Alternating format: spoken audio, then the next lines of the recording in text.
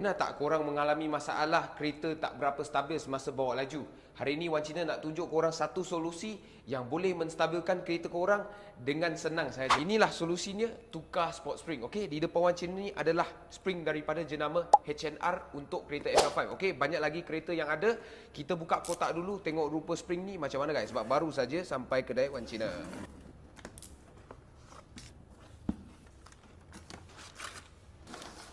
Okay guys, inilah rupa spring daripada jenama HNR. Sama saja macam spring lain, tetapi kotak dia biru, spring dia pun warna biru. Okay, HNR adalah satu jenama daripada negara Germany, dengan juga barang dia semua 100% made in Germany. Okay, kita boleh nampak dekat spring sini dia akan cok 100% made in Germany. Okay, so selepas pemasangan spring HNR ini atas kereta korang, korang akan rasa lebih stabil kereta korang, lebih rendah, nampak lagi agresif. Okay, cuma dia akan keras sikit lah. Guys, itu saja untuk video ini. Kita nak tunjuk solusi yang paling senang dengan juga dengan kos yang paling rendah.